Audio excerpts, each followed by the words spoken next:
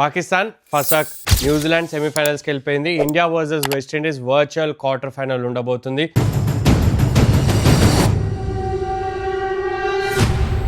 Jammu and Kashmir created history, ఇవన్నీ కూడా discuss చేస్తాయి ఈ వీడియోలో.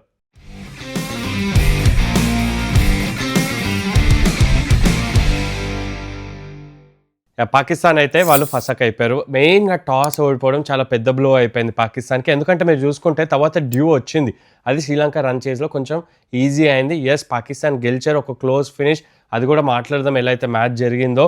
కానీ టీమ్ సెలెక్షన్ విషయానికి వస్తే ఫైనలీ పాకిస్తాన్ కరెక్ట్ మూవ్ చేశారు. అబ్రాన్ తీసుకొని వచ్చారు, బాబర్ని కూర్చోబెట్టారు.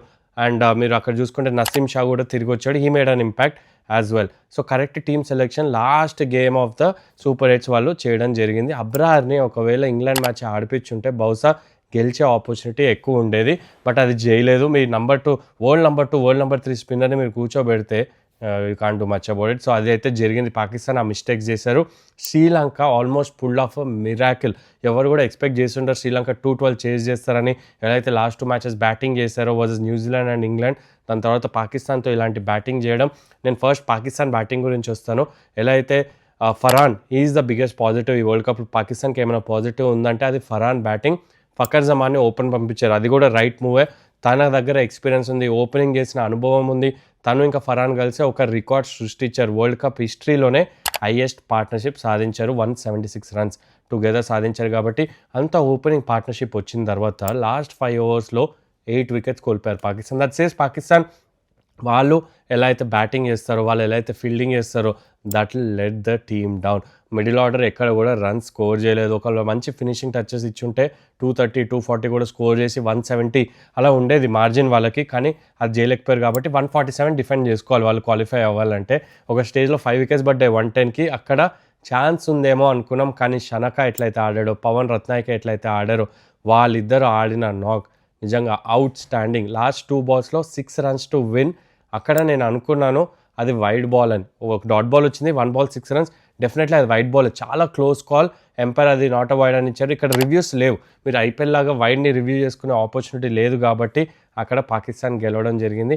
ఇట్స్ పెద్ద మీనింగ్ లేదు ఆ విన్కి కూడా, శ్రీలంక కూడా ఉండేది కాదు. బట్ స్టిల్ ఒక క్లోజ్ ఫినిష్ అయితే చూడడానికి ఆపర్చునిటీ వచ్చింది. ఫరాన్ ఈ బ్రోక్ కపుల్ ఆఫ్ రికార్డ్స్, ఆ రికార్డ్స్ గురించి కూడా మాట్లాడతాను. ఒకటి, first batter to score 200s in a world cup edition, అది ఫరాన్ చేశాడు. ఇంకొకటి, most runs by a batter in 1 world cup edition, అది విరాట్ కోహ్లీ రికార్డ్ బ్రేక్ చేశారు. కానీ ఈ వరల్డ్ కప్లో ఆబ్వియస్లీ ఎక్కువ మ్యాచెస్ ఆడడం జరుగుతుంది. పర్టికులర్ టీమ్ 7 మ్యాచెస్ ఆడాడు ఫరాన్. అండ్ విరాట్ కోహ్లీ నాకు తెలిసి తక్కువ మ్యాచెస్ ఆడుంటాడు తన వరల్డ్ కప్ ఎడిషన్లో కాబట్టి. సో ఆ రికార్డ్స్ అయితే తన పేరు మీద ఉన్నాయి. 6ers కూడా బాగా కొట్టాడు. He had a fabulous world cup, we have to give it to him. నేను నిన్న వీడియోలో ఇండియా పాకిస్తాన్ ఫైనల్ వచ్చే అవకాశం ఉంది, అక్కడ నేను అన్నది ప్రెడిక్షన్ కాదు. చాలామంది మిస్టేక్ చేసుకుని నేను ప్రెడిక్షన్ చేశానేమో అనుకుంటున్నారు, కానీ నేను అన్నది ఏంటంటే దేర్ ఈజ్ అ పాసిబిలిటీ. నేను ఒకటి మ్యాథ్ చెప్పాను, ఇది చేస్తే ఇది అవుతుంది. ఇండియా పాకిస్తాన్ ఫైనల్ వస్తే ఎక్సైటింగ్ ఉంటుంది. ఎస్, మళ్ళీ పాకిస్తాన్ బీట్ చేసి 9-1 అవ్వచ్చు అన్న ఉద్దేశంతో చెప్పాను. కానీ అందరూ అది అవ్వదు, అది జరగదని నాకు తెలుసు, ఛాన్సెస్ తక్కువ ఉన్నాయని నాకు తెలుసు. నేను ప్రెడిక్షన్ కాదు ఇచ్చింది, నేను చెప్పింది ఏంటి అంటే వచ్చే పాసిబిలిటీ ఉంది, మీకు ఒక ఇన్ఫర్మేషన్ ఇచ్చాను. సో దట్స్ ఆ ప్రాబిలిటీ కూడా లేదు. ఇప్పుడు పాకిస్తాన్ ఇంటికి వెళ్ళిపోతున్నారు కాబట్టి ప్యాక్ చేసుకొని వెళ్ళిపోవాల్సిందే. టికెట్లు ఆల్రెడీ బుక్ చేసుకొని ఉంటారు, ఎయిర్పోర్ట్ కూడా వెళ్ళిపోవాల్సిందే. సో శ్రీలంక అన్ని మ్యాచ్ ఓడిపోయారు. సూపర్ ఎయిట్స్లో డిసప్పాయింటింగ్ టోర్నమెంట్ వాళ్ళకి. బహుశా ఇంజరీస్ వాళ్ళ కన్సర్న్గా మారింది. అక్కడ అసరంగా పతిరాన ఇంజరీస్ తోటి వాళ్ళు ఫైట్ చేయలేకపోయారు, లిమిటెడ్ రిసోర్సెస్ ఉండే వాళ్ళకి. బట్ లాస్ట్ మ్యాచ్ అయితే they showed up a fight, definitely అదైతే జరిగింది. So coming to all important India versus West Indies match. ఈరోజు నేను చెప్పాల్సింది ఏంటంటే, వెస్టిండీస్కి మీరు అనుకున్నట్టు మంచి రికార్డ్ ఉంది. ఎస్, ఈడెన్ గార్డెన్స్లో వాళ్ళు T20sలో ఎప్పుడు దాకా ఓడిపోయింది లేదు. 2016లో కూడా వరల్డ్ కప్ ఫైనల్ అక్కడే జరిగింది. ఇంగ్లాండ్ తోటి లాస్ట్ బాల్ అది ఇట్లా 6 కొట్టి బ్రాత్వేట్ గెలిపిస్తాడు. Remember the name Carlos Brathwaite అని ఇయన్ బిషప్ ఫేమస్ కామెంటరీ కూడా మనకు అందరికీ తెలిసిందే. కానీ టోటల్గా అక్కడ వెస్టిండీస్ 7 మ్యాచెస్ ఆడారు ఈడెన్ గార్డెన్స్లో. 3 వరల్డ్ కప్లో గెలిచారు. ఇండియా తోటి 4 out of 4 ఈడెన్ గార్డెన్స్లో ఓడిపోయారు.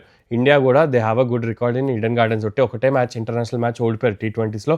సో నాకేమనిపిస్తుందంటే గోయింగ్ ఇన్ టు ఈరోజు మ్యాచ్ ఏదైతే ఉందో ఇండియా వర్సెస్ వెస్టిండీస్, డెఫినెట్లీ మీరు 50-50 అనుకోవచ్చు. వెస్టిండీస్ చాలా పవర్ఫుల్ టీమ్, ఇట్లా 12 6s కొడతారు, మంచి ఫామ్లో ఉన్నారు. ఎస్, సౌత్ ఆఫ్రికాతో ఓడిపోయారు, బట్ వాళ్ళ దగ్గర ఫైర్ పవర్ ఉందని మీరు అనుకోవచ్చు. What will make the difference for me? Yes, India దగ్గర బ్యాటింగ్ పవర్ ఉంది, వెస్టిండీస్ దగ్గర కూడా ఉంది. 8 overs ఆ 8 ఓవర్స్ బూమ్రా, వరుణ్ చక్రవర్తి, ఆ 8 ఓవర్స్ ఇండియాకి చాలా చాలా పెద్ద ప్లస్గా మారొచ్చని నాకు అనిపిస్తుంది. బూమ్రా మనకు తెలుసు ప్రతి మ్యాచ్ పర్ఫామ్ చేస్తాడు. వరుణ్ చక్రవర్తి లాస్ట్ 2 మ్యాచెస్ నుంచి అంత వికెట్స్ తీయట్లే. కానీ వెస్టిండీస్ బ్యాటర్స్ రిస్ట్ స్పిన్నర్స్ని పిక్ చేయరు. ఆ లెగ్ స్పిన్ అయినా, గూగ్లీ అయినా వాళ్ళ గేమ్ ప్లాన్ ఎలా ఉంటుంది రేపు అనే దాని మీద చాలా డిపెండ్ అవుతుంది. పవర్ ప్లేలో బూమ్రా వర్సెస్ హెట్మేర్ ఆ కాంటెస్ట్ కోసం చూడండి. నాకు ఏమనిపిస్తుందంటే సూర్యకుమార్ యాదవ్ బహుశా న్యూ బాల్ ఇస్తాడా లేదా బూమ్రాకి, ఒక ఓవర్ ఇచ్చి మళ్ళీ హెట్మేర్ వచ్చాక ఇస్తాడేమో అని నాకు అనిపిస్తుంది. ఎందుకంటే బూమ్రా హెట్మేర్ని అవుట్ చేస్తే వాళ్ళ ఇన్ఫార్మ్ బ్యాటర్ ఎట్ నెంబర్ 3 వస్తాడు.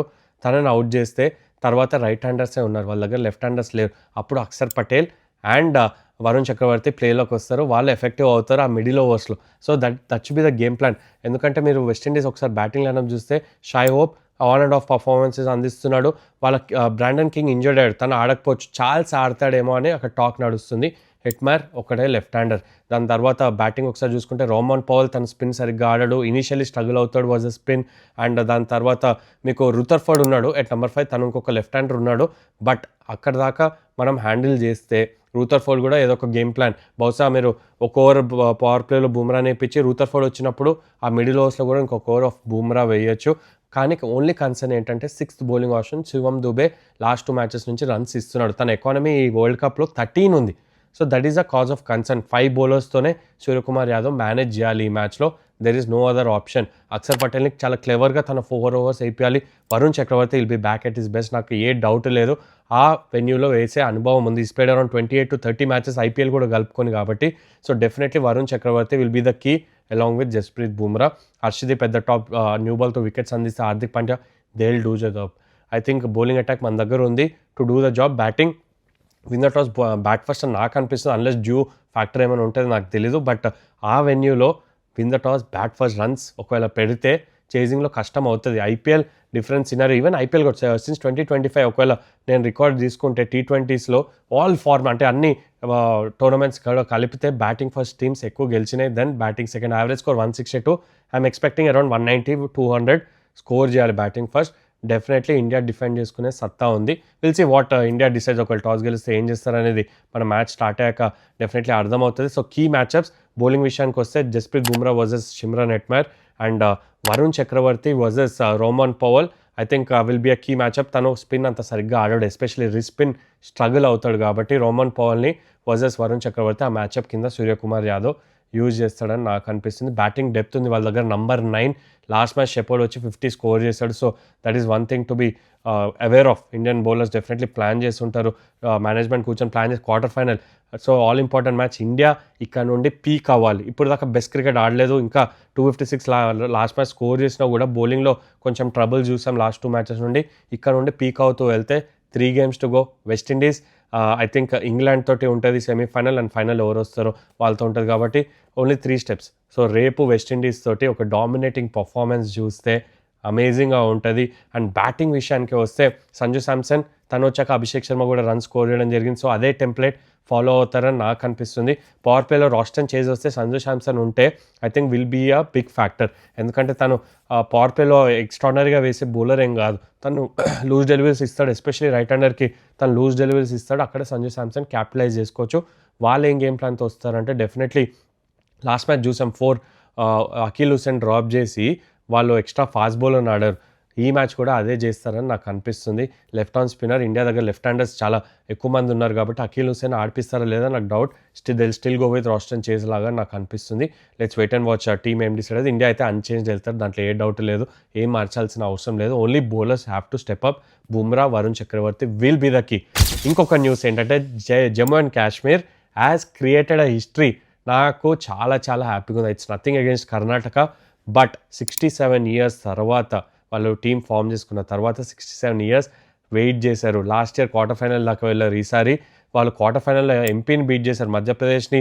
సెమీఫైనల్స్లో బెంగాల్ని బీట్ చేశారు, ఫైనల్లో కర్ణాటకని బీట్ చేయడం, అది కూడా కన్విన్సింగ్గా. ఫస్ట్ ఇన్నింగ్స్ 587 స్కోర్ చేసిన తర్వాత వాళ్ళ స్టార్ పర్ఫార్మర్ ఆకిబ్ నబీ 5-4 తీయడం, ఓవరాల్గా సీజన్లో 60 wickets డైరెక్ట్గా తన చేతిలో టెస్ట్ క్యాప్ పెట్టి ఆడు బాబు టెస్ట్ క్రికెట్ అని చెప్పాలి. అలాంటి బౌలింగ్ వేస్తున్నాడు. మీరు ఆకిబ్ నబీ బౌలింగ్ చూస్తుంటే you will definitely feel happy. ఇండియాకి at 29 year old is definitely deserving to have the test cap. ఆడాలి టెస్ట్ క్రికెట్. అండ్ తను 2 సైడ్ మూవ్ చేయగలుగుతాడు.